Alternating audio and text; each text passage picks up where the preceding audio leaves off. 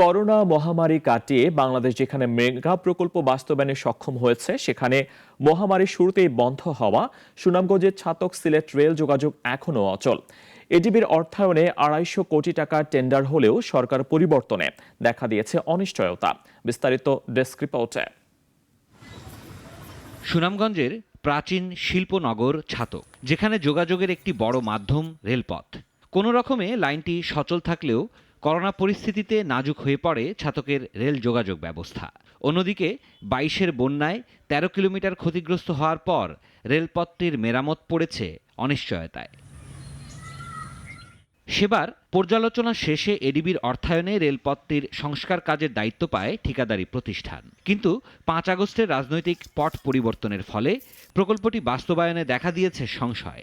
DG মহোদয়ের অনুমোদন ক্রমে, মন্ত্রী মহোদয়ের অনুমোদন ক্রমে এটাকে প্রজেক্ট করার একটা পারমিশন দেওয়া হয়, এবং এডিবি এটাতে অর্থায়ন করার আগ্রহ প্রকাশ করে। তো এডিবির সেই অনুযায়ী ফাইল প্রসেসিং হয়ে আপনার টেন্ডারও হয়েছে। ৫ আগস্টের ইয়ার পরে তো অনেক কিছু আমাদের মন্ত্রী মহোদয় চেঞ্জ হয়ে গেছে, অনেক গঠনতান্ত্রিক চেঞ্জ হয়েছে। এরপরে আসলে এটার আর কোনো আপডেট পাওয়া যায়নি।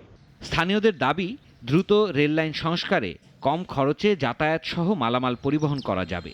চালু যখন ছিল তখন তো আমরা যাতায়াত খুব কম পয়সায় আসা যাওয়া সিলেট করতাম পারতাম, কিন্তু এখন তো পয়সা লাগে বেশি। রেল লাইন বর্তমানে খুব কম পয়সা যাতায়াত করতে পারছে, অথবা জনগণও যাতায়াত করতে পারছে, কিন্তু এখন মনে হলো কোনো রেল লাইনের কোনো অ্যাঙ্গেল টেঙ্গেল কোনো কিছু চুরি চামারি অথবা কোনো ডাকাতি কোনো কিছু চলে নাই। সিলেট ভার্সিটিতে ছাত্রকার ছেলেপেরা লেখাপড়া করে, এক গরিব মানুষ আপনার ১২০ টাকা ১৩০ টাকা গাড়ি ভাড়া দিয়ে যেতে পারে না। এই ছাত্রকারের জন্য এই রেলটা চলতো ১২ টাকা মাত্র গাড়ি ভাড়া ছিল। এইটা বন্ধ হয় ৬০টা বছর ধরে মানুষের খুব দুর্ভোগ, অনেক টাকা লাগে, অনেক ভাড়া লাগে মানুষ যাইতে। রেলটা চালু হইলে আমরা অনেক সুবিধা পাই। যেমন ধরলেন আমরা ছাত্র আগে ১০ টাকা দিয়ে যেতে পারতাম, এখন যাওয়া লাগে ১০০ টাকা দিয়ে। সিলেট থেকে ছাত্রকার যে রেল লাইন চলতো, একটা মনে করেন যে বন্ধ হওয়াতে আপনার এখন মানুষ খুবই কষ্টের মধ্যে আছে।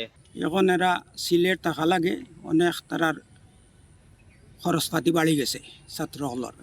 সকল বাধা ছাপিয়ে ছাতক দোয়ারাবাসীর বহুল কাঙ্ক্ষিত রেলপথ আবারও চালু হবে, এমনটাই প্রত্যাশা স্থানীয়দের। সিরাজুম মনির, শুভ, নাগরিক। কোটি কোটি মানুষের ভালোবাসায় ফ্রিজ, টিভি এবং এসিতে দেশের ১ নম্বর ব্র্যান্ড ওয়ালটন।